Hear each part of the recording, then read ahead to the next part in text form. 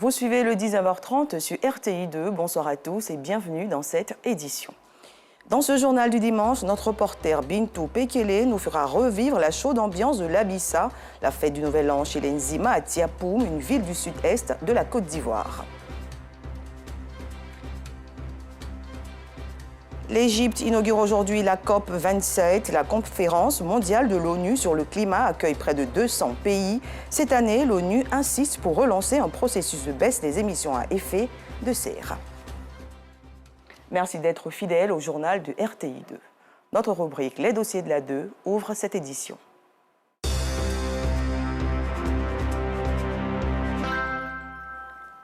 Revivons la fête du Nouvel An chez les Nzima à Tiapoum, dans la région du sud Comoé. Le peuple Nzima Douvlé-Soye a célébré l'Abissa du 16 au 30 octobre 2022. Les tam-tams sont sortis, les amis, proches, autorités étaient au rendez-vous pour apprécier cette cérémonie riche en couleurs et en sonorités. Et nous vous offrons ce reportage exclusif de Bintou Pekele. 3 tam-tams rattachés à un bois et un autre tam-tam leader. Voici les composantes de l'Edongbélé, le tam-tam de l'Abissa.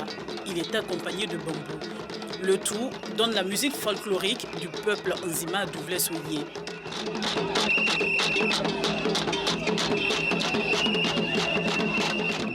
L'Edongbélé est joué seulement lors de la célébration du Nouvel An chez les Nzima, appelé Abissa. En dehors de l'Abissa, il est caché pendant 12 mois. Aujourd'hui, on l'a fait sortir avec un autre décor. C'est-à-dire qu'aujourd'hui, mardi, c'est un jour spécial. Ça n'a rien à voir avec le dimanche et le lundi. Comme aussi le vendredi, on va l'habiller à nouveau. Mais aujourd'hui, comme il est sorti, il va rester jusqu'au vendredi. Nous sommes à Tiapoum, dans le sud Comoé. C'est l'Abissa d'Nzima à Douvlé-Soye. Il y a eu d'abord une semaine silencieuse, sans tam-tam, ni musique mondaine, du 16 au 23 octobre. La semaine de l'ambiance a commencé le dimanche 23. Et cette sonorité ne laisse personne indifférent. Déguisés, avec des chaussures légères, les jeunes se lâchent.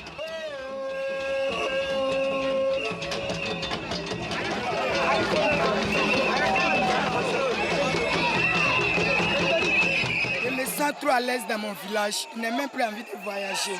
Abissa, chaque année on danse, ça me plaît tellement. Je ne sais pas quoi dire. On vient de Babi, quoi. On vient d'arriver. On est Abissa, quoi. Après, ça, je me suis habillé comme ça. Quand il n'y a pas d'avion, ouais, je suis pas de ça. Le mardi de l'Abissa, c'est aussi la journée des jumeaux, triplés, 10e enfant et femmes stériles. Ces personnes spéciales n'ont pas fait de sortie cette année. La raison, le décès de l'épouse du roi, il y a 4 mois. Et tout l'Abissa de Tiapoum 2022 rend hommage à l'épouse du roi. Les festivités sont peu fastes, même la journée la plus importante dédiée au roi. Nous sommes vendredi, journée du roi, Sa Majesté Kwasi Ndafo dit Krochi 4. Et pour honorer le roi, tous les chefs sont conviés. De son trône, le roi appelle son peuple à la paix. Quand on fête, c'est pour la réconciliation, pour le pardon et de tout ce qui vient pour l'année 2023, ça la nouvelle année. Ce que je souhaite, c'est que les fils de Tiapoum, les cadres de Tiapoum, le peuple Nzima à Douvlé-Soye se mettent ensemble pour la continuité du royaume qui s'étend jusqu'à Grand Laou. Occasion indiquée pour autorités, proches et amis du roi de lui faire des civilités. Au nombre des visiteurs, Pascal Labina Kwaku, ministre-gouverneur de la Comoé. La paix est un appel commun. Ce qu'il a dit va tout droit dans le sens de ce que le président de la République dit chaque fois. Je ne peux que soutenir ce message et souhaiter bonne année au peuple Nzima. Pour rendre hommage à son épouse, le roi parcourt le village à pied, au lieu d'être porté sur les épaules comme les années précédentes. Le peuple Nzima Douvlé-Soye est sorti de toutes les contrées pour accompagner le roi dans cette procession. À tous les carrefours, le village est béni. Des friandises et des pièces d'argent sont offertes.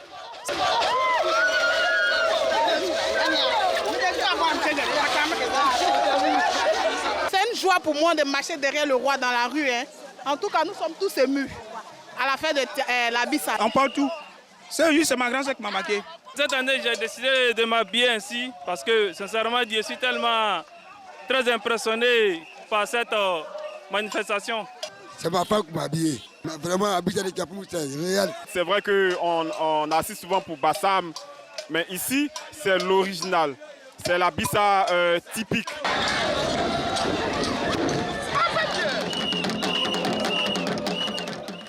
Plus de 30 minutes de marche après, nous sommes à l'espace Abissa de Tiapoum. Le tam-tam et Dongbélé s'expriment. Sous ces sonorités, les populations des villages du royaume présentent leurs vœux au roi.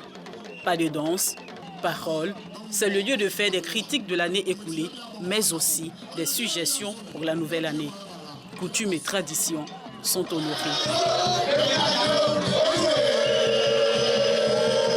La Bissa vient du Ghana même. Après le Ghana, le village qui accepte la Bissa, c'est Tiapoum. C'est après Tiapoum, Bassam prend la relève.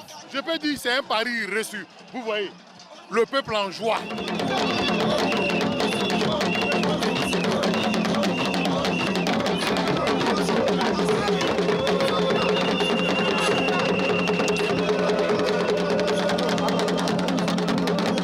Les spectateurs comblés, les invités du roi aussi. Les peuples qui réussissent sont les peuples qui ont certes la tête dans la modernité, mais les pieds dans le terroir. Nous sommes là avec beaucoup de fierté pour partager, communier avec les frères et sœurs de la région. Parmi les invités du roi, l'artiste chanteur Mewe. Il a été fait ambassadeur extraordinaire de la Bissa de Tiapoum dans la matinée. Je suis Mewe parce que je suis issu d'une famille. Il n'y a pas plus belle récompense qu'être reconnu par ses parents. Je suis très touché par cette marque de reconnaissance. À chaque étape, vous avez un devoir, ne pas décevoir. Pour joindre l'acte à la parole, l'ambassadeur Mewe a communié avec son peuple, le peuple Nzima, pendant plus de 4 heures de spectacle.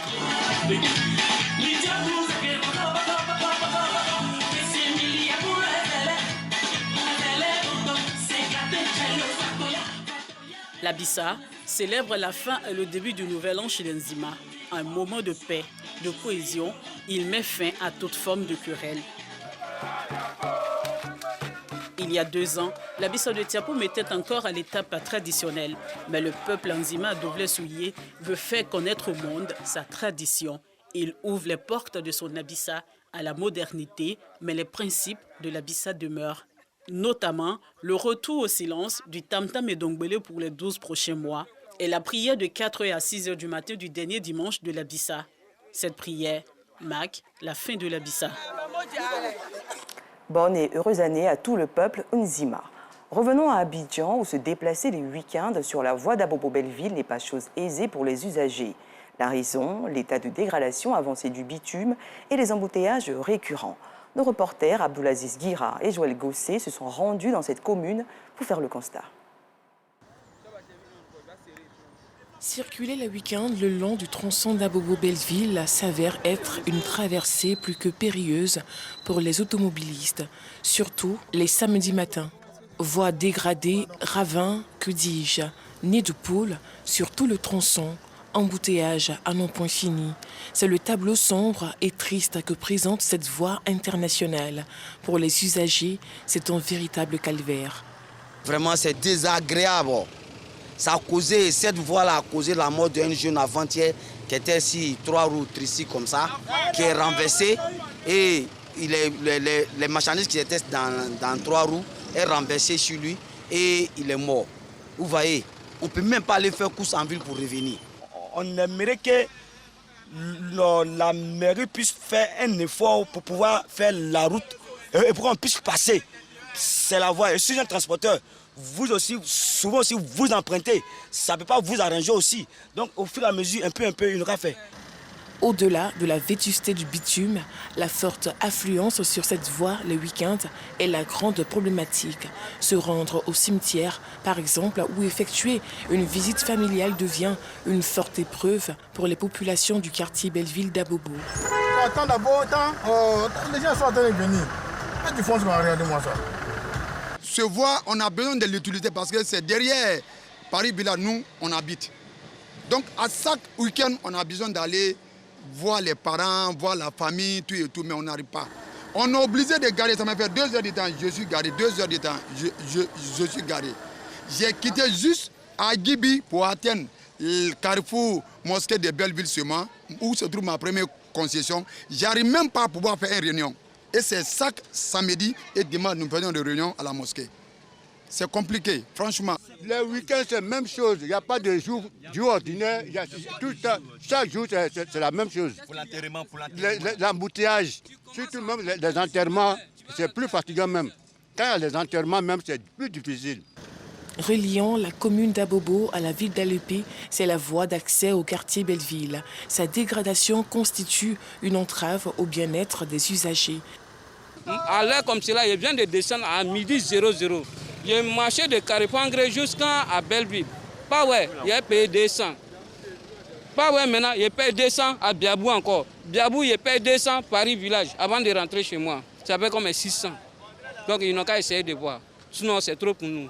Souvent, on sort à 5 h pour aller travailler, on entre à 19 h ou soit à 20 h.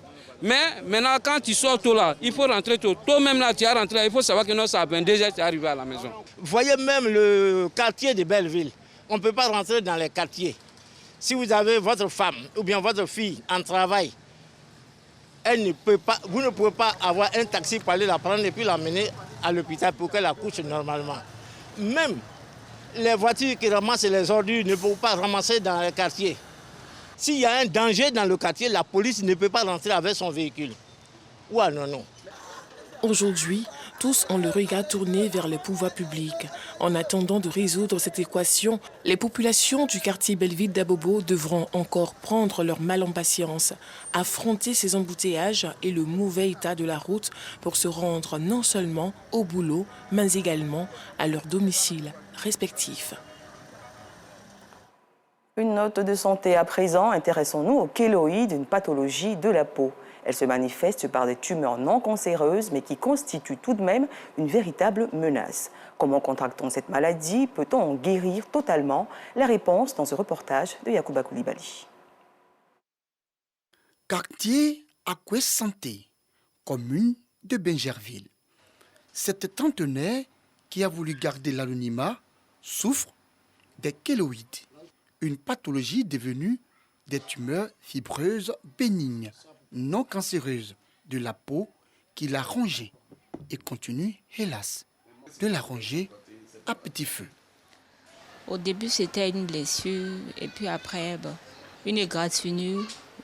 Puis ça avait commencé à mal cicatriser. Je suis allée à l'hôpital, j'ai vu le médecin. Il m'a dit qu'on devait faire des injections, que c'était le début d'une kéloïde. Et après les injections, le mal n'est pas parti. Ça a continué. Il a proposé une intervention. On a enlevé la peau et ça a continué après. Après l'opération, ça a continué à s'aggraver. Presque 3 ans aujourd'hui. Après de nombreuses tentatives d'intervention chirurgicale et de soins par les spécialistes de la peau, la menace de l'horrible tumeur sur son cou gagne du terrain. Elle s'étend sur sa poitrine. Conséquence, sa mobilité est réduite. Plus question de cuisiner pour les enfants. Le sommeil coupé au quotidien. Impossible d'exercer une activité pour subvenir aux charges familiales. Plongé dans la mélancolie et l'inquiétude. Son plus grand rêve, aujourd'hui, trouver les moyens pour se faire traiter dans un hôpital recommandé. Aujourd'hui, ça ne va pas du tout. Je n'arrive pas à dormir. J'ai des brûlures. Vraiment, j'ai mes enfants. J'aimerais pouvoir m'en occuper. Et je suis allée, les médecins me disent qu'on ne peut plus parce que quand on enlève, ça va revenir. Et il y a un médecin qui m'a dit qu'on pouvait aller en Europe. Il y a une sorte de traitement qu'on pouvait faire une opération, mais avec un fil spécial pour éviter que ça revienne. Mais ça demande beaucoup de moyens. Et on a pris attache avec l'hôpital à l'étranger. Aujourd'hui, c'est plusieurs millions qu'il faut contracter. Je n'ai pas ces moyens. Ayant eu écho des difficultés de cette mère de famille, Aké Antoine, président de l'ONG la joie des tout-petits lui apporte son soutien. Ce n'est pas de l'aumône, ce n'est pas la mendicité, mais nous savons plus ou moins ce que nous dépensons comme finance quand nous sommes malades. Et pour elle, elle le traîne depuis plus de 2 à 3 ans. Donc comprenons par là que vraiment elle est à bout de souffle. Elle a besoin de notre soutien. Quelles sont ses probabilités de guérison? La réponse avec Oscar Toa, dermatologue au CHU de Trècheville. On ne parle pas de guérison totale, on parle plutôt de cas de résolution à un certain pourcentage. 80-90%, c'est-à-dire on arrive à contrôler. Aujourd'hui, c'est beaucoup plus les techniques de contrôle, les techniques de prise en charge qui manquent. On a par exemple, dans les pays du Nord, des appareils de laser qui permettent de mieux aborder les kéloïdes. Peut-être qu'on ne guérit pas à 100%, mais si le patient respecte la surveillance, le patient aura peut-être des petites cicatrices qui sont visibles, mais qui ne seront pas autant nocifs pour lui. Il y a des techniques pour pouvoir essayer de trouver la peau ailleurs, pour pouvoir mettre sur une zone kéloïdienne, pour qu'on ne sache pas qu'en fait la zone là avait des kéloïdes. C'est une chirurgie qui se prépare sous forme de mois avant de retrouver la peau pour pouvoir la mettre ailleurs sur une zone où il y a plein de kéloïdes. Donc ça coûte tellement cher. À ce jour, le coût de l'intervention chirurgicale en France s'élève à plus de 10 millions de francs CFA. Les spécialistes recommandent donc aux personnes atteintes de cette pathologie de demeurer en contact permanent avec les médecins pour espérer une guérison partielle à 89%. Ce reportage a été commenté par Pargasoro Kone de Madongui. En religion, le CODIS, le Conseil suprême des imams des organisations et des structures sunnites de Côte d'Ivoire, a organisé récemment une journée de prière pour le renforcement de la cohésion sociale en Côte d'Ivoire. Plusieurs organisations musulmanes étaient au rendez-vous. Reportage. Ils sont près de 1500 imams venus de toutes les contrées du pays pour prendre part à la journée de prière organisée par le CODIS, Conseil suprême des imams, organisations et structures sunnites. Objectif, implorer Allah pour une paix durable et pour le renforcement de la cohésion sociale en Côte d'Ivoire. CODIS, une organisation de référence au service d'une Côte d'Ivoire unie et prospère, est le thème de ce rendez-vous. Nous remercions Dieu Tout-Puissant qui nous a fait l'honneur qu'on s'est réunis, les imams, ensemble pour discuter entre nous. Nous sommes fiers pour être ensemble aujourd'hui, pour montrer aux Ivoiriens l'unité de tout l'ensemble de l'érigé en Côte d'Ivoire. Une initiative jugée opportune par le cheikh Aïma Ousmane Diakité, président du Conseil supérieur des imams. Je voudrais me féliciter de cette méthodologie de renforcement de la gouvernance des associations islamiques. Ça veut dire que désormais, nous ne travaillons plus au hasard. Nous réfléchissons, nous planifions, nous exécutons, nous évaluons. C'est la méthodologie que le Coran nous enseigne dans notre vie de tous les jours. Adama Bictogo, parrain de cette journée de prière et par ailleurs président de l'Assemblée nationale, a exprimé sa gratitude aux imams pour cet acte de cohésion. Le rassemblement commence d'abord par le rassemblement interne. Cette image affichée par nos deux grandes personnalités, Cheikh Aïma pour le COSIM, le docteur Fadiga Moussa pour le CODIS, traduisent l'expression et la volonté affichée de nous rassembler. Donc si la communauté musulmane affiche cette volonté rassemblée, c'est justement parce qu'elle est en train de donner une image aux autres Ivoiriens que nonobstant nos diversités politiques, religieuses, régionales, nous avons le devoir de nous rassembler. Le messager du président Alassane Ouattara, pour sa part, a souhaité que Dieu exauce les prières des imams. Nous vous le disions en titre, l'Égypte accueille depuis aujourd'hui la COP27 et ce jusqu'au 18 novembre prochain. Cette année, l'ONU tente de donner un nouveau souffle à la lutte contre les réchauffements climatiques et ses impacts. Notons que cette COP27 se tient dans un contexte particulier entre la guerre en Ukraine et des risques de récession mondiale. Et pour terminer en Tanzanie, un avion de ligne s'est abîmé aujourd'hui dans le lac Victoria en raison du mauvais état. Bilan, 19 morts enregistrés.